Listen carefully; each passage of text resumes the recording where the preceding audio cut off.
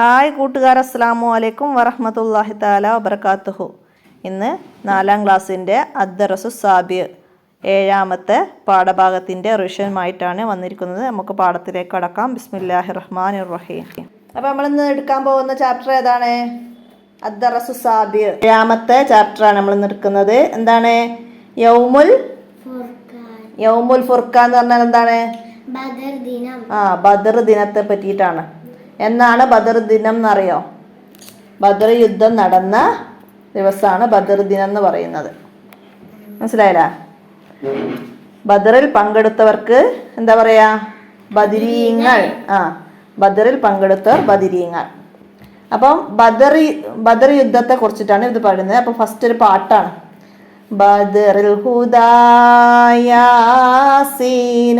നബിഹറജ അന്നേരം വളർക്കൊടി മൂണ്ടെന്നം കെട്ടിടെ അതിലുണ്ട് അബിയൽ വർണ്ണമതാ പിൻ രണ്ടും അസുവതുമാമേ.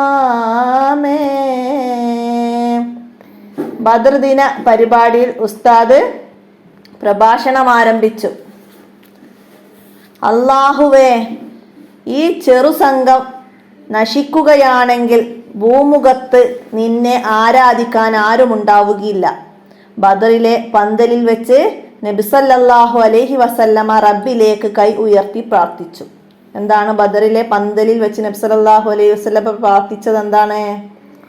അല്ലാഹുവേ, ഈ ചെറു സംഘം നശിക്കുകയാണെങ്കിൽ ഭൂമുഖത്ത് നിന്നെ ആരാധിക്കാൻ ആരുമുണ്ടാവുകയില്ല. ഇതാണ് നബി സല്ലല്ലാഹു അലൈഹി വസല്ലമ ബദർ പന്തലിൽ വെച്ച് അള്ളാഹുവിലേക്ക് കൈ ഉയർത്തി പ്രാർത്ഥിച്ചത്. അപ്പൊ അത് മനസ്സിലാക്കി വെച്ചിട്ട് പഠിക്കുക കേട്ടോ. അടുത്തത് എന്താണ്? സഹാബത്തിന്റെ കൈവശം മതിയായ ആയുധങ്ങളോ സന്നാഹങ്ങളോ ഉണ്ടായിരുന്നില്ല. അതായത് സഹാബത്തിന്റെ കയ്യില് ആയുധങ്ങളോ ആളുകളോ ഒന്നും ഉണ്ടായിരുന്നില്ല. അവർ അടിയുറച്ച ഈമാനോടെ ശത്രുക്കളെ നേരിട്ടു. ബദറിലെ സഹാബികൾ എങ്ങനെയാണ് നേരിട്ടത്? അടിയുറച്ച ഈമാനോടെ ശത്രുക്കളെ നേരിട്ടു. അല്ലാഹു തആല നബി സല്ലല്ലാഹു അലൈഹി വസല്ലമയെയും സഹാബത്തിനെയും സഹായിച്ചു. അവർ മിന്നുന്ന വിജയം കൈവരിച്ചു. 14 സഹാബികൾ ഷഹീദായി. ബദർ യുദ്ധത്തിൽ ഷഹീദായവരെത്ര? 14 സഹാബികൾ ഷഹീദായി. മുശ്രിക്കുകളിൽ 70 പേർ കൊല്ലപ്പെടുകയും 70 പേർ തടവിലാക്കപ്പെടുകയും ചെയ്തു. അതായത് മുശ്രിക്കുകൾ എന്ന് പറഞ്ഞാല് നമ്മൾ എതിരുള്ളവര്. ഒരു യുദ്ധത്തിൽ അപ്പുറം ഇപ്പുറം ആളുകൾ ഉണ്ടാവില്ലേ? അപ്പൊ ഇവിടെ മുസ്ലിങ്ങളും അപ്പുറം മുശ്രിക്കുകളുമാണ്. മനസ്സിലായില്ല? അപ്പം മുശ്രിക്കുകള് 70 പേര് കൊല്ലപ്പെടുകയും 70 പേര് തടവിലാവുകയും ചെയ്തു. അവർ പിന്തിരിഞ്ഞോടി. ലോക ചരിത്രത്തിൽ തുല്യതയില്ലാത്ത ധർമ്മ സമരമാണ് എന്ത്? ബദർ. ലോക ചരിത്രത്തിൽ തുല്യതയില്ലാത്ത ധർമ്മ സമരമായിരുന്നു ബദർ. മനസ്സിലാക്കാം. എന്തിനായിരുന്നു ബദർ? മക്ക മുശ്രിക്കുകൾ നബി സല്ലല്ലാഹു അലൈഹി വസല്ലമയെയും സ്വഹാബത്തിനെയും ക്രൂരമായി ഉപദ്രവിച്ചു. മക്ക മുശ്രിക്കുകള് നബി സല്ലല്ലാഹു അലൈഹി വസല്ലമയെയും സ്വഹാബത്തിനെയും ക്രൂരമായി ഉപദ്രവിച്ച് അക്രമം അയച്ചു വിട്ടു. സ്വസ്ഥമായി ജീവിക്കാൻ അനുവദിച്ചില്ല. നബി സല്ലല്ലാഹു അലൈഹി വസല്ലമയെ വധിക്കാൻ അവർ തീരുമാനിച്ചു.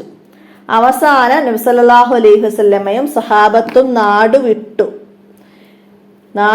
നാടും വീടും വിട്ട് മദീനയിലേക്ക് ഹിജ്റ പോയി. അപ്പോഴാണ് മദീനയിലേക്ക് ഹിജ്റ പോയത്. മുഹാജിറുകളുടെ സമ്പത്ത് മുശ്രിക്കുകൾ കൈക്കലാക്കി. മുഹാജിറുകൾ എന്ന് പറഞ്ഞാൽ നബി സല്ലല്ലാഹു അലൈഹി വസല്ലമയുടെ കൂടെ പോയവര്. നമ്മൾ പഠിച്ചില്ലേ? മുഹാജിറുകളും അൻസാറുകളും പഠിച്ചു. അപ്പൊ നബി സല്ലല്ലാഹു അലൈഹി വസല്ലമയുടെ കൂടെ പോയ സഹാബത്തുകളാണ് മുഹാജിറുകൾ. അവരെ സമ്പത്തൊക്കെ, അവർക്ക് മക്കയിൽ സമ്പത്ത് ഉണ്ടായിരുന്നു. അപ്പൊ അത് മദീനയിലേക്ക് പോകുമ്പോൾ അവർ കൊണ്ടുപോയിട്ടില്ല. പക്ഷെ അതൊക്കെ മുശ്രിക്കുകള് കൈക്കലാക്കി. മദീനയെ ആക്രമിക്കാൻ ആയുധങ്ങളും സമ്പത്തും ശേഖരിക്കാൻ തുടങ്ങി. ആ സമ്പത്തൊക്കെ കൈക്കലാക്കി അവര് മുശ്രിക്കുകൾ എന്തായി? മദീനയെ ആക്രമിക്കാൻ ആയുധങ്ങളും സമ്പത്തൊക്കെ ശേഖരിക്കാൻ തുടങ്ങി മദീനയെ ആക്രമിക്കാൻ. അങ്ങനെ കച്ചവടങ്ങളിലൂടെ നേടിയ ലാഭവും അവർ അതിന് ഉപയോഗിച്ചു. അവർ കച്ചവടം ചെയ്ത് അതിൽ നിന്ന് കിട്ടുന്ന ലാഭവും അവരെന്ത് ചെയ്തു? മദീനയെ ആക്രമിക്കാനുള്ള ആയുധങ്ങളും സമ്പത്തും ശേഖരിക്കാനൊക്കെ തുടങ്ങി. ഇത് പ്രതിരോധിക്കാൻ നബി സല്ലല്ലാഹു അലൈഹി വസല്ലമക്കും സഹാബികൾക്കും അനിവാര്യമായിരുന്നു. സല്ലല്ലാഹു അലൈഹി വസല്ലമക്കും സഹാബികൾക്കും അതിനെ എതിർക്കൽ അനിവാര്യമായിരുന്നു. ഒരു മദീനയെ ആക്രമിക്കാൻ വരല്ല. അപ്പൊ ഈ സന്ദർഭത്തിൽ അബൂ സുഫിയാന്റെ നേതൃത്വത്തിലുള്ള ഒരു കച്ചവട സംഘത്തെ പിടിക്കാൻ നബി സല്ലല്ലാഹു അലൈഹി വസല്ലമയും സഹാബത്തും പുറപ്പെട്ടു. അങ്ങനെ ആ സന്ദർഭത്തിൽ അബൂ സുഫിയാന്റെ നേതൃത്വത്തിലുള്ള ഒരു കച്ചവട സംഘം കച്ചവട സാധനങ്ങളുമായിട്ട് പോയിരുന്നു. അപ്പം അവരെ പിടിക്കാൻ നബി സല്ലല്ലാഹു അലൈഹി വസല്ലമയും സഹാബത്തും പുറപ്പെട്ടു. സംഘത്തിൽ 313 പേരുണ്ടായിരുന്നു. നബി സല്ലല്ലാഹു അലൈഹി വസല്ലമയുടെ കൂടെ 313 പേരുണ്ടായിരുന്നു. മനസ്സിലായില്ലേ? ബദർ യുദ്ധത്തിന് പോയവരാണിത്. 313 പേരാണ്. അങ്ങനെ അബൂ സുഫിയാൻ ആ വിവരം അറിഞ്ഞു. നമ്മളെ പിടിക്കാൻ വരുന്നുണ്ട് എന്നുള്ള വിവരം ആരറിഞ്ഞ്? അബൂ സുഫിയാൻ അറിഞ്ഞ്. മനസ്സിലായില്ല? സഹായത്തിനായി മക്കയിലേക്ക് ദൂതനെ അയച്ചു.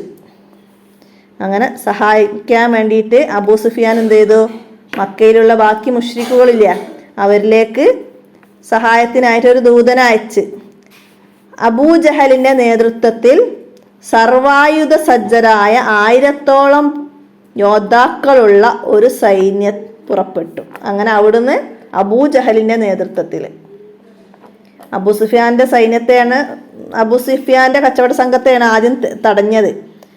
അപ്പൊ അതറിഞ്ഞിട്ട് അബൂജഹലിന്റെ നേതൃത്വത്തിൽ സർവായുധ സജ്ജരായ 1000ഓളം പേരടങ്ങുന്ന, എത്ര പേരുണ്ടായിരുന്നു? ഒരു 1000ഓളം യോദ്ധാക്കൾ പുറപ്പെട്ടു. അതെന്നായിരുന്നു? ഹിജ്റ 2-ാം വർഷം റമളാൻ 17. ഹിജ്റ 2-ാം വർഷം റമളാൻ 17 ബദറിൽ വെച്ച് ഇരു സംഘവും ഏറ്റുമുട്ടി. അങ്ങനെ ആ 2 സംഘങ്ങളും ബദർ എന്ന സ്ഥലത്ത് വെച്ചിട്ട് ഏറ്റുമുട്ടി. ഹിജ്റ 2-ാം വർഷം റമളാൻ 17. മനസ്സിലായില്ല? ഹിജ്റ 2-ാം വർഷം റമളാൻ 17 അന്നാണ് ബദർ യുദ്ധം നടന്നത്. മനസ്സിലാക്കട്ടാ. ഹിജ്റ 2-ാം വർഷം റമളാൻ 17. അടിയുറച്ച വിശ്വാസവും അല്ലാഹു തആലയുടെ സഹായവും മുസ്ലിങ്ങൾക്ക് തുണയായി. അവർ വൻ വിജയം നേടി. ബദറിൽ പങ്കെടുത്തവരാണ് ബദരീങ്ങൾ. അവർക്ക് അല്ലാഹു തആല വലിയ സ്ഥാനം നൽകിയിട്ടുണ്ട്. അല്ലാഹു തആല വലിയ സ്ഥാനം നൽകിയിട്ടുണ്ട്. ആർക്ക്? ബദരീങ്ങൾക്ക് അല്ലാഹു തആല വലിയ സ്ഥാനം നൽകിയിട്ടുണ്ട്. ഒരിക്കൽ ജിബ്രീൽ അലൈഹിസ്സലാം നബി സല്ലല്ലാഹു അലൈഹി വസല്ലമയോട് ചോദിച്ചു, ബദറിൽ പങ്കെടുത്തവരുടെ സ്ഥാനം എന്താണ്? നബി സല്ലല്ലാഹു അലൈഹി വസല്ലമയോട് ആരാ ചോദിച്ചത്? ജിബ്രീൽ അലൈഹിസ്സലാം.